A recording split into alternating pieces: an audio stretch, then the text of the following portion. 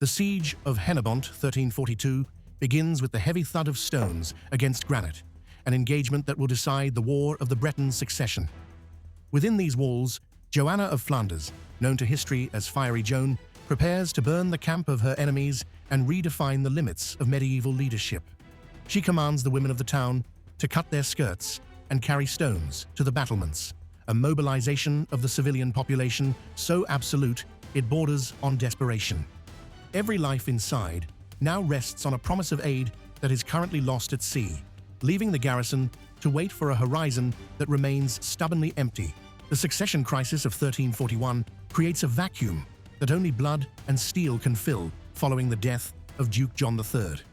Brittany is no longer a remote province, but a vital logistical bridgehead for the competing ambitions of the French and English crowns. Charles of Blois moves to claim the duchy, supported by a structural force that appears mathematically insurmountable to any observer. He commands 7,000 professional soldiers, including elite Genoese crossbowmen and Spanish infantry, bolstered by the limitless wealth of the French treasury. 12 massive siege engines begin their slow march toward the western gates. John of Montfort is seized at Nantes and imprisoned in the darkness of the Louvre, leaving his cause suddenly leaderless. Joanna of Flanders reacts before the panic can take root, presenting her infant son to the remaining lords as the new symbol of their resistance. She orchestrates a mass migration of her forces to the port of Hennebont, a site chosen for its formidable natural defenses and thick ramparts. Joanna believes that if she can hold this single gateway, the English fleet will arrive to turn the tide of the war. She is not waiting for a formal commission to act. Hennebont sits on a granite outcrop protected by the Blavet River on one side and steep terrain on the others. Charles of Blois gives the order to hold the outer wall and wait, establishing a landward blockade that cuts the town off from the interior. Beneath his plate armor, he wears a rough hair shirt and carries pebbles in his shoes as acts of religious penance while directing his army. The sound of iron clashing against iron echoes across the valley as Spanish mercenaries engage the garrison outside the gates against his orders. The siege settles into a rhythm of calculated violence. Charles of Blois calculates for a standard feudal submission, believing the capture of John of Montfort has ended the political will of the resistance. He has never seen English archers operate from moving vessels and is calculating for a threat that does not yet exist. Joanna of Flanders dons a suit of steel armor and rides through the streets on a great charger to encourage the men. She ensures the civilian population is fully integrated into the defense, turning the town into a machine of war. The antagonist holds a fatal assumption that will soon be tested by fire. The decision to hold the city until the truce of Espléchan expires sets a trajectory that cannot be reversed by negotiation. Joanna ignores the voices calling for a peaceful settlement and instead reinforces the garrison while stocking the granaries to capacity. She knows that every hour of resistance is a strategic victory against the weight of the French royal army. As the first French siege lines are dug into the earth, the countess remains on the battlements with her eyes fixed on the empty estuary. She commits her remaining men-at-arms to a static defense that appears entirely hopeless. The physical reality of the battlefield offers a grim strategic puzzle for the besieging forces gathered in the valley. Hennebont sits upon a jagged granite outcrop, its northern and western faces protected by the steep, muddy banks of the river Blavet. The fortifications are thick and reinforced with stone shielding, designed to withstand the era's standard artillery, but the terrain offers no easy path for assault.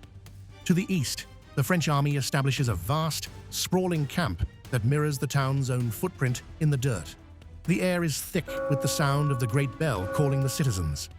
The French engineering corps finishes the assembly of the trebuchets, while Genoese crossbowmen provide high-accuracy covering fire against the ramparts. Both sides take their positions as the air grows heavy with the anticipation of the first exchange of heavy stone.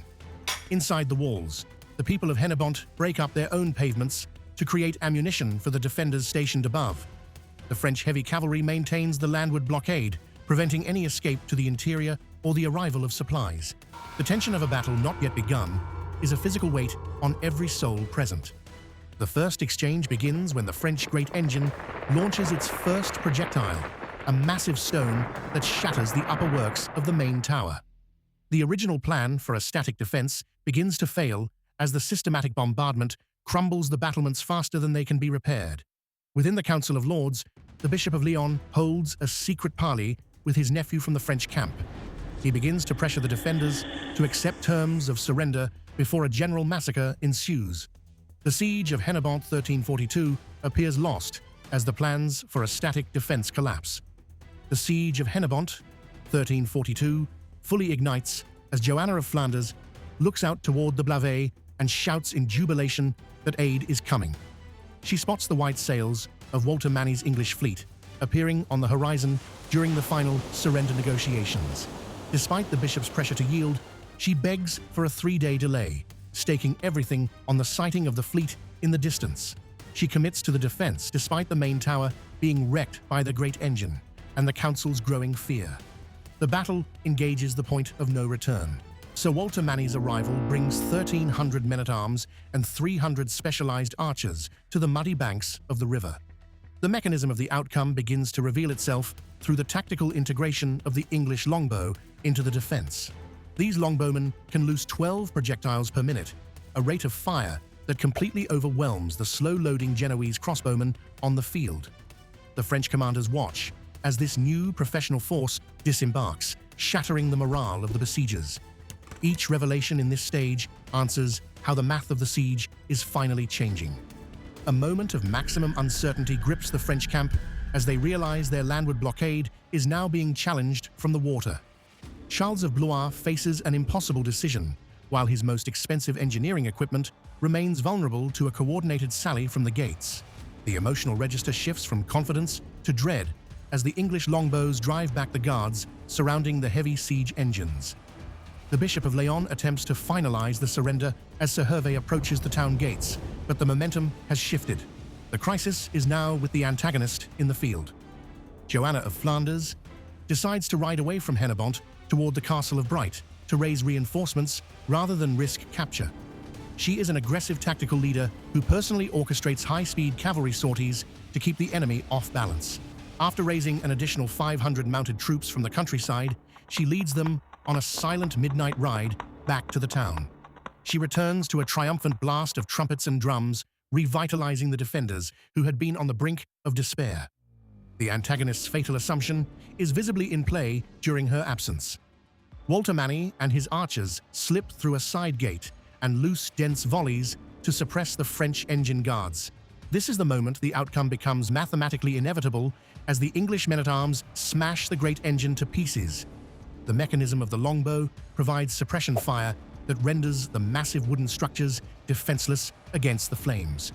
The dramatic irony is resolved as the French commanders see their camp in flames and their engineering assets destroyed. The land assault is no longer viable, and the blockade of Hennebont begins to suffer a terminal and irreversible collapse. The French forces break up their remaining engines and retreat toward Auray in late June 1342 as the tide turns. The field goes silent as the immediate shock of the defeat settles over the valley and the smoke clears.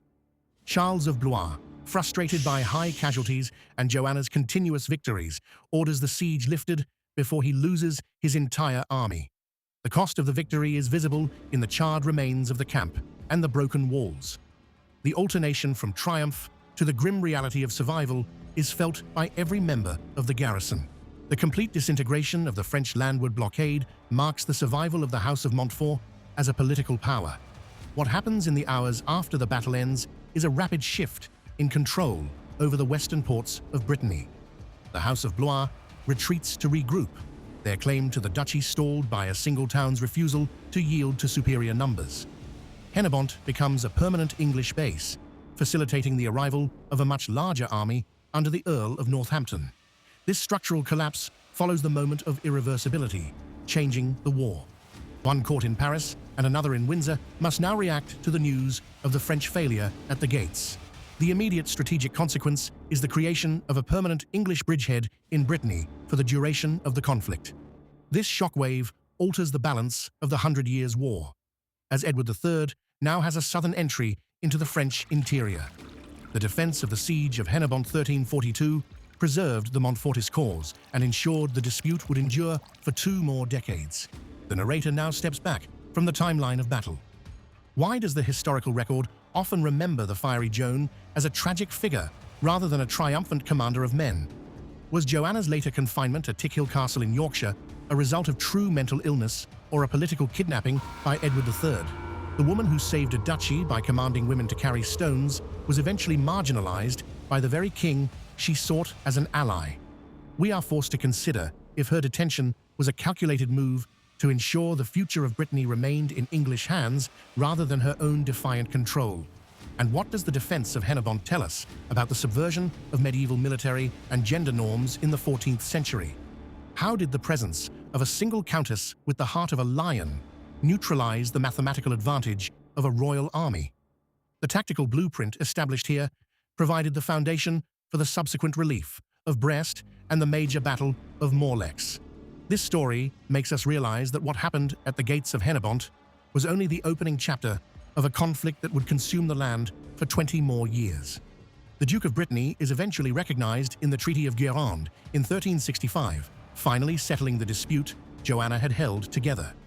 Joanna remained at Tickhill Castle for decades, never seeing the conclusion of the war she saved through her own resolve. The War of the Breton Succession only ended when Charles of Blois was killed in combat at the Battle of Auray. The strategic threat established at the Siege of Hennebont 1342 leads directly to the relief of Brest and the Battle of Morlaix in late 1342. The permanent bridgehead remains a testament to defiance. The road from Hennebont runs directly to the Zwin estuary and to a fleet engagement 3 years later that will change the entire balance of the 100 Years' War. Subscribe to stay with this series. The next engagement is already in production. If you are watching on a television screen, the QR code on screen now will take you directly to the subscribe button on your phone.